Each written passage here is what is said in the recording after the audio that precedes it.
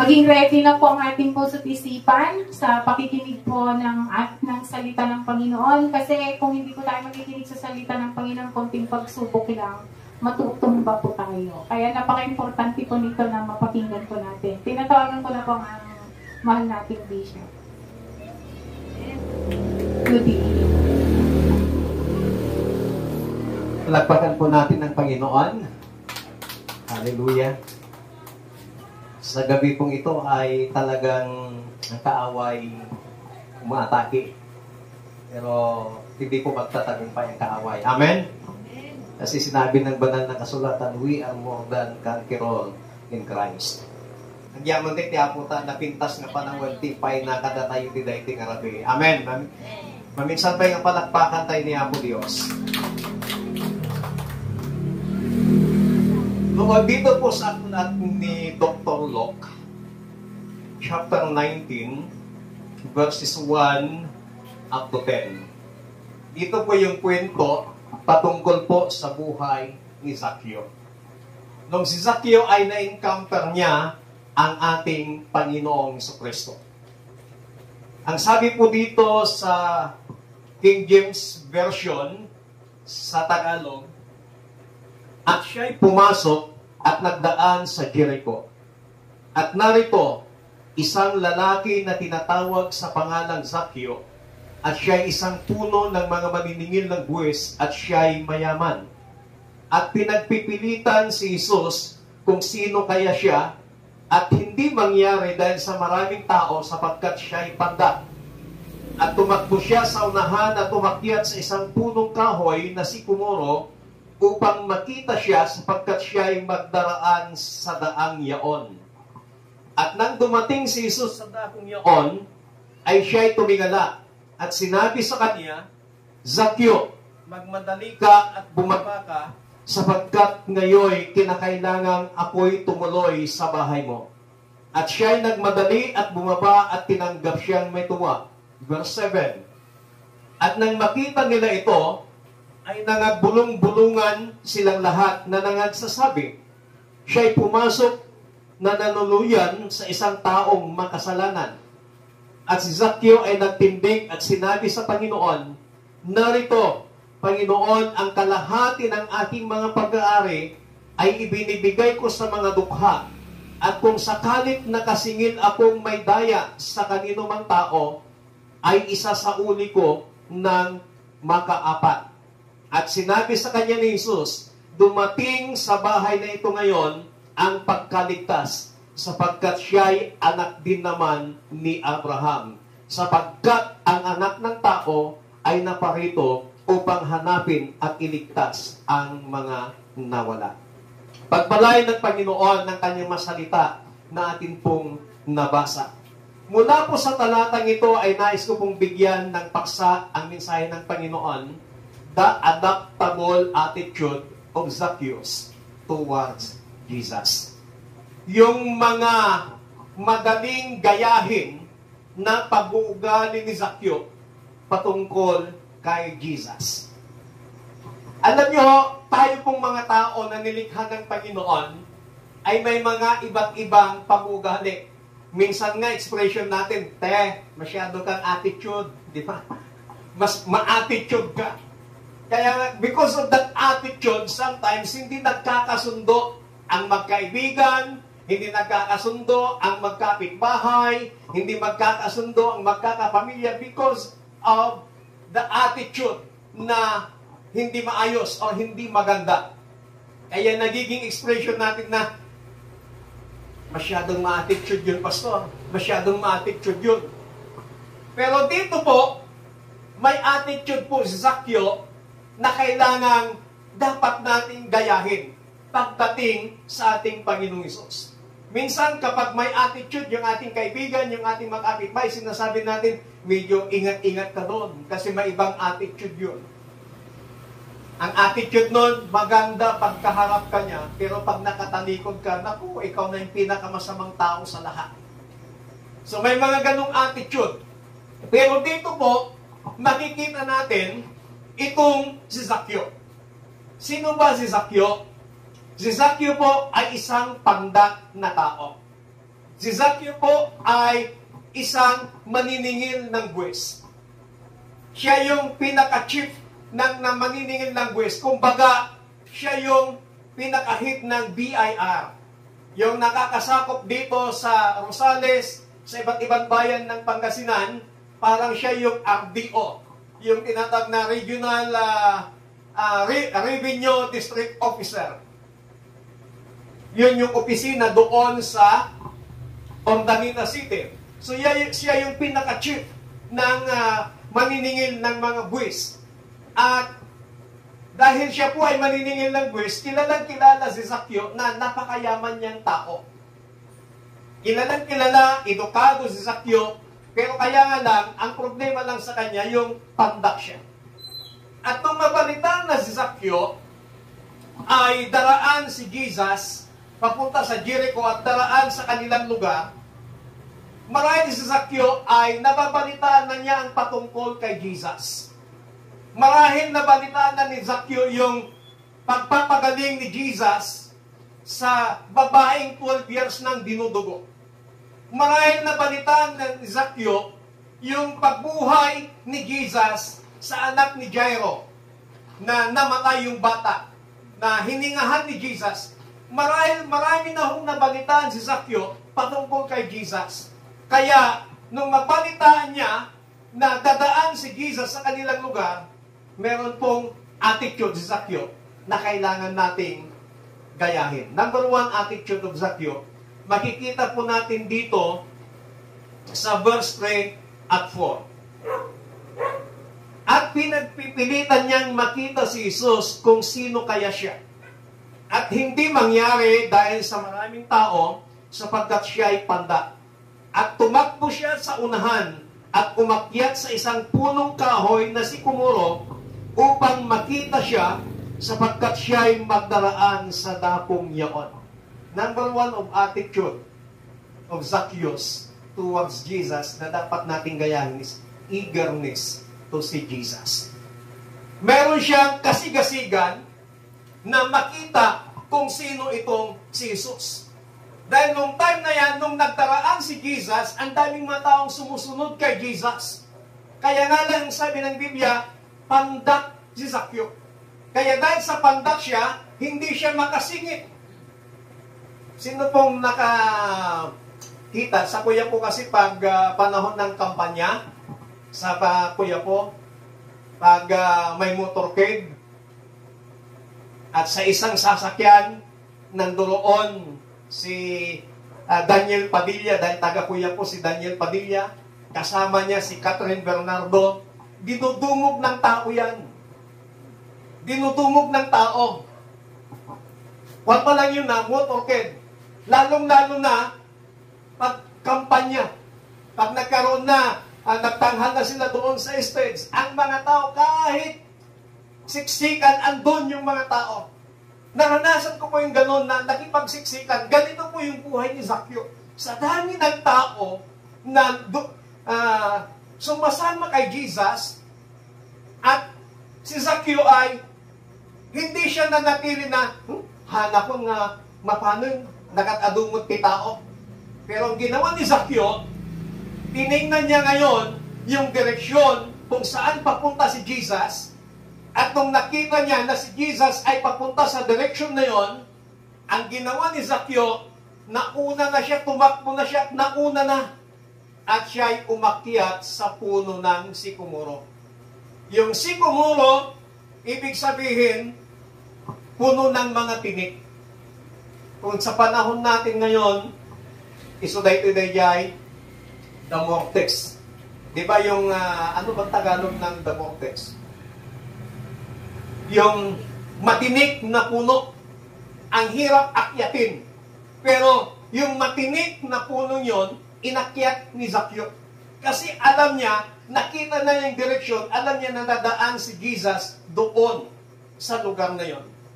Now, makikita natin dito yung eagerness ni Zaccheo to si Jesus. Na walang makakahadlang sa kanya, walang makakapigil sa kanya na gusto niyang makita kung sino itong si Jesus. Kaya, dito po natin makikita yung kasabihan na Pag may gusto, may paraan. Pag ayaw, maraming dahilan. Si Zaccheo, dahil sa kagustuhan niya na makita, makilala kung sino itong si Jesus, gumawa siya ng paraan para makita niya si Jesus. At hindi niya inalintana yung kanyang posisyon na siya'y napakayaman at siya po ang pinaka-chief ng naniningil ng buwis na umakyat sa isang puno ng kahoy na matinik. So makikita natin doon yung eagerness ni Zaccheo na makita si Jesus. Yun yung dapat nating i-adapt na character or attitude ni Zaccheo. Yung meron tayong kasiyahan na makita kung sino si Jesus. Na pag-araw ng linggo, Sunday worship celebration, meron kang kasiyahan, meron kang kaganakan na pumunta sa church para makafellowship yung mga kapatiran at makafellowship ang ating Panginoon. Tuwing Miyerkules, meron kang kagalakan na pumunta sa ating place of worship para sama-sama na magpuri sa ating Panginoon. Na bagamat may mga hadlang, pero pag yung hadlang na yan, ay ipakakita mo ang mananaig yung eagerness mo na makita si Jesus. Ano mang hadlang, katulad ni Zaccheo, gumawa siya ng paraan para makilala niya kung sino talaga itong si Jesus. Sana ganon din po tayo. Si Zaccheo, taong katulad din po natin. Kaya sinabi kong adaptable, kasi yung salitang adaptable, it is from the word adapt, ampunin or inampon.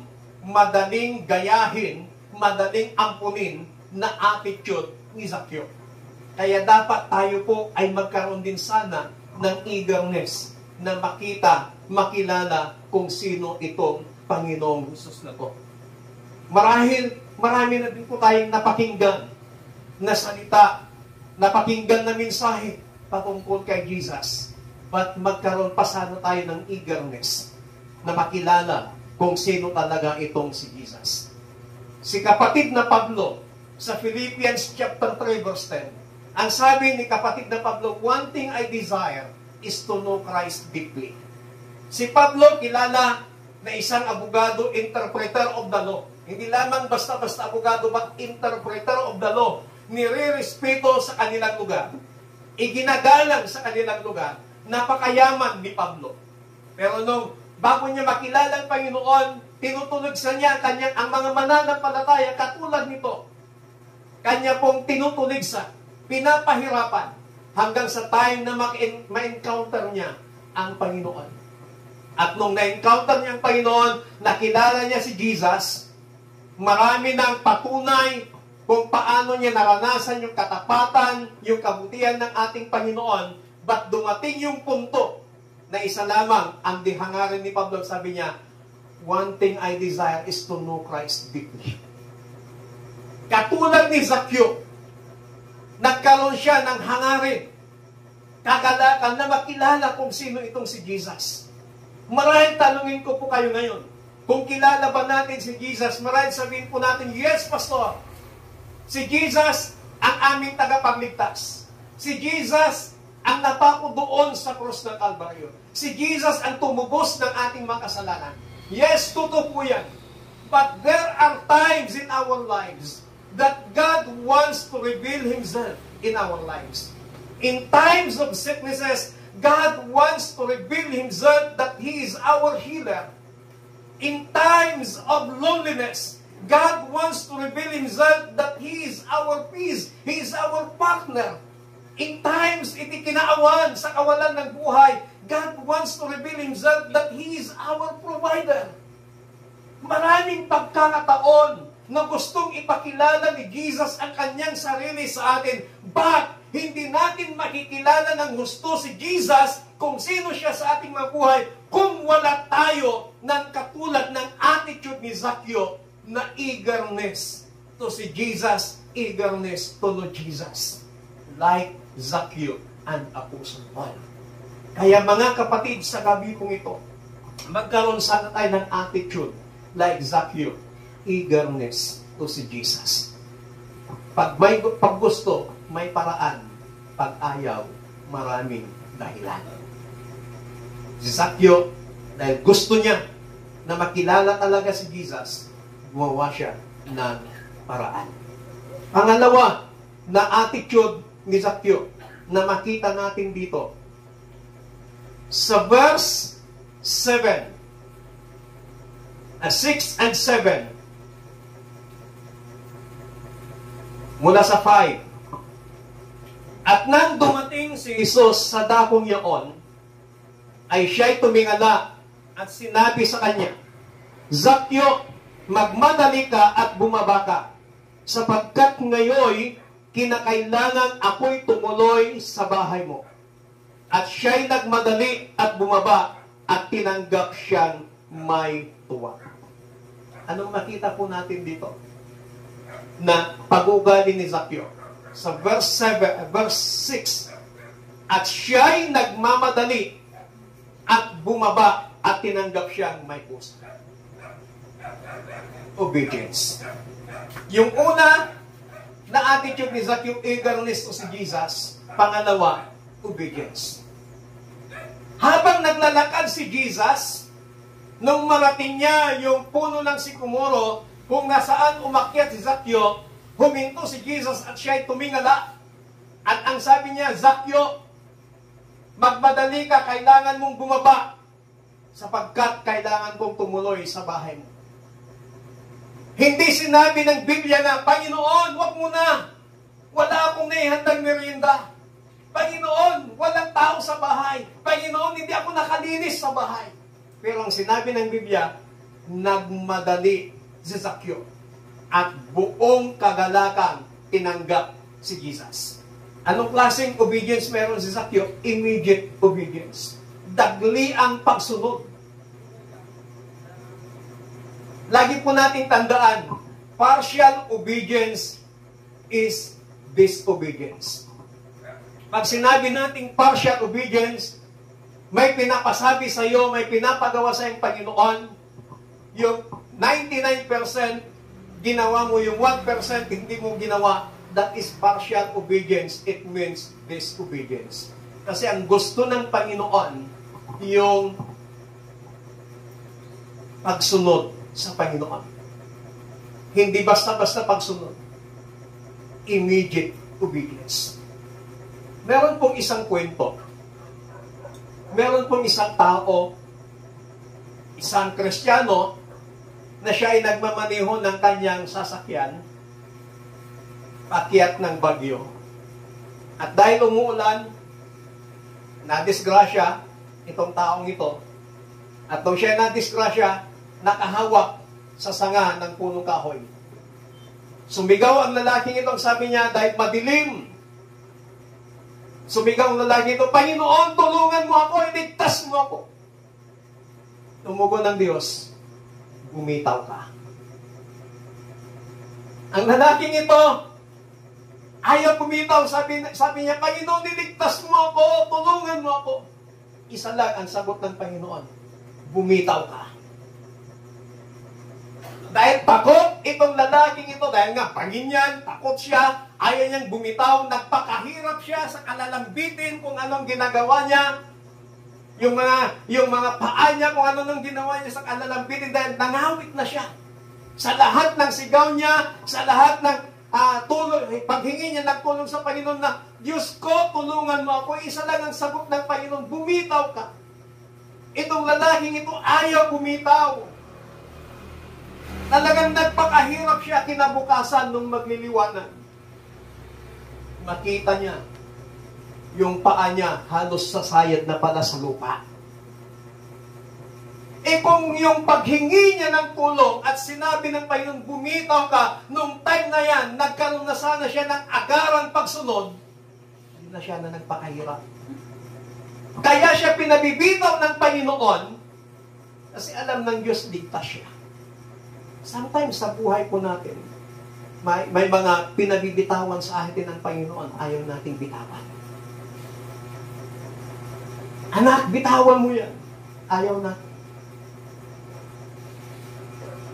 Like Zaccheo, magkaroon tayo ng dagliang obedience, immediate obedience.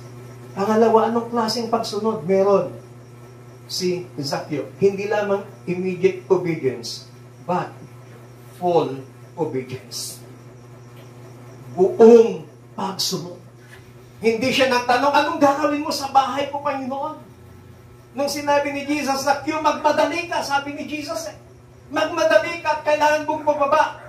Dahil kailangan kong tumuloy sa bahay mong sabi ng Biblia, at siya'y nagmadali at bumaba. Buong kagalakan tinanggap ang ating Panginoong Jesus. Meron siyang full obedience. Kaya dapat tayo po bilang mga mananampalataya nakakilala na sa Panginoon. Meron tayong buong pagsunod sa Panginoon. Kapag sinabi ng Diyos, anak, ito ang gawin mo, yes, Lord. Like Zacchaeus, nagkaroon siya ng full obedience sa Panginoon. Sana tayo rin po magkaroon ng ganong attitude like Zacchaeus.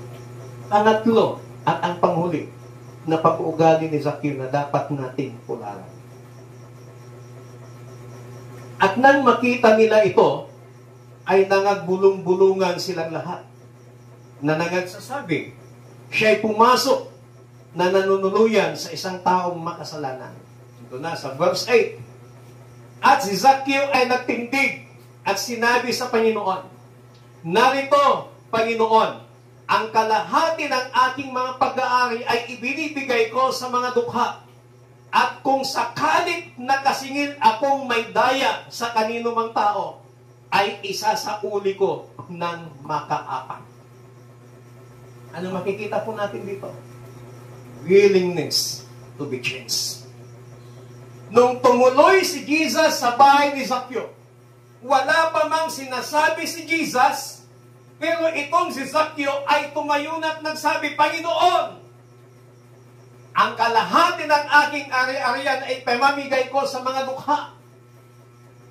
At kung may nadaya man ako sa ating paniningil sa buwis, ibabalik ko ito ng ika-apat na bisis. Kumbaga, kung nadaya niya si Rhea ng 1,000, magkaling ibabalik ni Zacchaeus? 1,000. Ika-apat eh.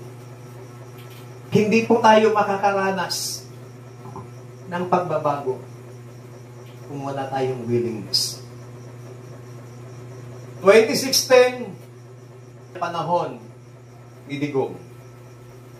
Yung kanyang battle cry is, change is coming. At isa sa mga battle cry nila, yung mga lulong sa illegal na droga, yung mga gumagamit at nagtutulak ng illegal na droga. Kung hindi sila magbabago, sabi nila, yung kanilang birthday ang mababago. Ibig sabihin, hindi na birthday ang maalala, kundi yung kamatayan nila. Nagkaroon ng tukhang. Ang purpose ng tukhang ay upang pasurindirin, pasukuin yung mga gumagamit at nagtutulak ng illegal na droga para mabigyan sila ng pagkakataon na magbago. May mga willing naman na magbago. Ang dami hong sumuko. At nakakakulat buong Pilipinas, umabot ng halos 4 milyon ang mga drug addict na sumuko. So itong mga drug addict nito, dahil gusto nilang sumuko, ibig sabihin, they have the willingness to be changed. Gusto nilang magbago that time. Nanunumpa pa sila. Kakaroon ng mass surrender sa mga munisipyo sa ibang bayan, nagkakaroon sila ng panunumpa. At pagkatapos ng tutulungan sila ng pamahalaan para ma-recover yung kanilang buhay. But ang nakakalungkot, paglabas nila sa bahay pagbabago, yung willingness nila na magbago, paglabas nila doon, na-tempt na naman, natukso na naman. Kaya yung ibinibigay ng gobyerno sa kanila, sobra-sobra. Why? Pagkatapos ng bahay pagbabago, ginastusan sila ng gobyerno. Sumunod, balay silangan. Another na naman, titira sila sa balay silangan. Pagkatapos nun, paglabas nila, meron na naman silang pera, bibigyan na naman sila, tutulungan na naman sila ng gobyerno. Ngayon, pag hindi sila nagbago, nahuli sila, ang gagawin ng gobyerno, bibigyan na naman sila ng abogado para ipagtanggol yung kanilang sarili. At higit sa lahat, bibigyan pa sila ng pagkakataong makalabas. Kaya mayroong parole and probation. Ang gagawin lamang nila, once a month, magre-report sila doon sa parole and probation. Hanggang sa matapos kung ilang taon yung pagre-report niya doon. At hindi lang basta-basta pagre-report, meron silang ginagawa. Dahil ang gusto ng gobyerno, mabago yung takbo ng kanilang buhay. But kung wala kang willingness na mabago ang buhay mo, kahit anong gawin ng tao sa'yo, talagang hindi ka mabago at hindi ka magbabago. But si Zacchaeus, wala pa mang sinasabi si Jesus, tumayo na siya at sinabi niya, Panginoon, kung meron man akong nadayan, willingness to be changed. Sinanay yung testimony niya. Namatay ang anak niya, sinisi niya ang Panginoon.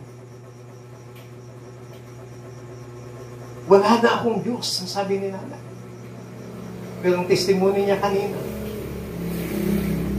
humingi siya ng tawad sa Diyos. Ibig sabihin, merong willingness si nanay na magbago at baguhin ng Diyos yung buhay niya. Ayaw po, kung wala ka namang willingness na magbago ang buhay mo, ang Diyos naman, binibigyan ka naman ng freedom. Hindi naman tayo robot na kung anong gusto ng Panginoon, yun ang masusunod. God gave us the freedom. When God created man at inilagay niya doon sa Garden of Eden, meron tayong tinatawag na kalayaan. Freedom of choice. May kalayaan kang mamili kung anong gusto mo. Kung gusto mong mabago ang takbo ng buhay mo, kung gusto mong baguhin ka ng Panginoon, o kung gusto mong ikaw ang mag-drive sa buhay mo.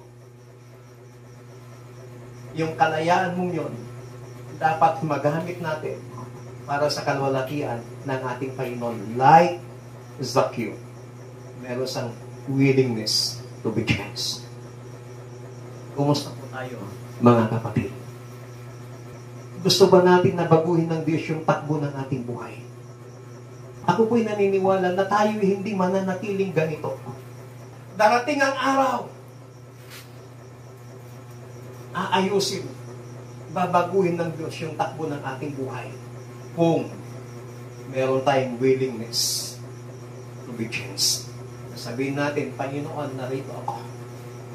Baguhin mo ng buong buo ang ating buhay like Zacchaeus. Kung meron man akong nadaya, sabi ni Zacchaeus, sa aking pagpaniningil, ibabalik ko ng ikaapat. Ngayon, kung meron man tayong nasaktan, ihingi natin ng tawad sa Panginoon. Sabi natin, Lord, patawarin mo ako. Sa mga nasaktan ko, si nanay kanina.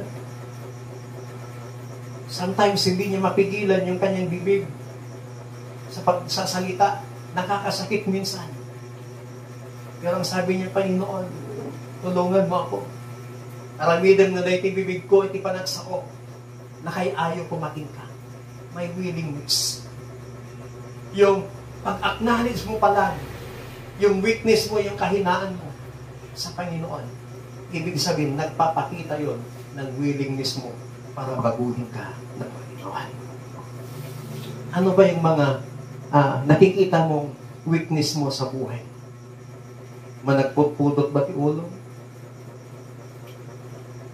At gapo ti managputpudot ti ulong, makabugkaw ka. That is your weakness. Sabihin natin sa akin, Lord, I'm willing to be changed. Baguhin mo yung aking buhay. Like Zacchaeus. Ay nga kung lahat ay tumayo. Nung nag-anniversary po tayo, kinabukasan nun, panibagong journey, panibagong paglalakbay para sa ating pangalawang taon. Ngayon, sa panibagong paglalakbay natin para sa ating pangalawang taon, anniversary yun. Gusto ba nating baguhin talaga ng Panginoon yung ating buhay? Alam niyo po, kilala ko ng aking mapamangkin. Minsan yung mapamangkin ko, ayaw nilang magsabi sa akin. Lalo na pag alam nilang may kasalanan sila, ayaw nilang magsabi sa akin. Dahil dati ang ugali ko, hindi pa sila natatapos magsalita. Nagagalit na ako. Dumating yung time, nagising ako sa sinabi ng mga pamangkin ko. Nag-heart to heart kami. Sabi nila sa akin, sabi ko sa nila, sabihin nyo ngayon kung ano yung ayaw nyo sa akin. Kasi kayo yung pinakasalamin ko. At sasabihin ko rin kung ano yung ayaw ko sa inyo. Isa lang yung sinabi nila sa akin. Dito, pag ibang tao, ang bait-bait mo, ang lawak ng pag-unawa mo. Pero pagdating sa amin na pamangkin mo, ang init ng ulo mo, dali mong magalit. Parang natauhan ako doon. Sabi ko sa kanila, pasensya na kayo kung nagiging mainit ang ulo ko. Kasi wala akong outlet. Kayo yung aking nagiging outlet. Kaya pasensya na kayo, patawarin ninyo ako kung nasasaktan ko kayo katala. Pag ako'y naglalabas. Kasi ang hirap, wala akong outlet. Silang napagbubuntulan ko. Pero no, nasabi nila, sabi ko sa kanila, okay, mula ngayon, hindi nyo na ako makikita. Agagalitan ko kayo, sisigawan ko kayo. Pero sinusubok pa rin ako minsan. Minsan talagang, alam ni Pastor, may ginawa ulit ang isa kong pamangkin. Sunday pa naman. Nagtimpi lang ako. Sinusubok ng Panginoon ulit. Hanggang sa kinausap ko na lang yung pamangkin ko. Ano sabi niya, po dito, pasensya na po. Ayaw bilang tao, may kanya-kanya tayong kahinaan. But tonight, like Zacchaeus, are we willing na baguhin tayo ng Panginoon? Kung may nasaktan tayo, isipin mo, may nasaktan ka ba? Then ask forgiveness to the Lord sa taong nasaktan ka. Hallelujah. Oh, we praise you, Jesus. Panginoon, sa gabi pong ito, salamat sa buhay ni Zacchaeus. Ipinakita mo sa amin kung ano yung mga attitude ni Zacchaeus patungo sa iyo na dapat namin gayahin. Yung meron siyang eagerness na makita ka, meron siyang eagerness na makilala ka niya ng lubusan sa kanyang buhay. At meron siyang immediate obedience sa inyo, Panginoon. At lalong higit, meron siyang willingness to be changed. Lord, as human, tao din si Zacchaeus na katulad natin. Meron din siyang kahinaan, meron din kaming kahinaan. Panginoon, sa gabi pong ito, we ask you, precious Holy Spirit, we need that kind of attitude. We need that kind of attitude of Zacchaeus. Holy Spirit, give us the attitude of eagerness to know Jesus. Give us the attitude of immediate obedience. And give us the attitude of willingness to be changed. Batid mo ang aming mga kahinaan, Panginoon. Batid mo kung ano pa yung mga kailangang mabago sa aming mabuhay. Hindi po kami perfectong tao, Panginoon. May mga pagkukulang, may mga kahinaan, may mga pagkakamali po kami. Sa gabi pong ito, dakila Diyos, help us. Help us to be changed. Baguhin mo ang aming puso. Baguhin mo ang aming kaisipan. Baguhin mo ang aming buhay. Baguhin mo ang aming pag-uugali, Panginoon. Baguhin mo ang aming karakter, Panginoon. Gawin mo na nakalulugod, nakaluluwalhati sa inyo mula sa gabi pong ito. Marami pong salamat sa inyong lahat ng papuri. Masasalamat sa tanging pangalan ng aming Panginoong Hesus. Ang lahat ay magsabi namin, Amen. Palakpakan po natin ang Panginoon. Maraming na po tayo po. Binabalik ko ang mikropono sa ating pong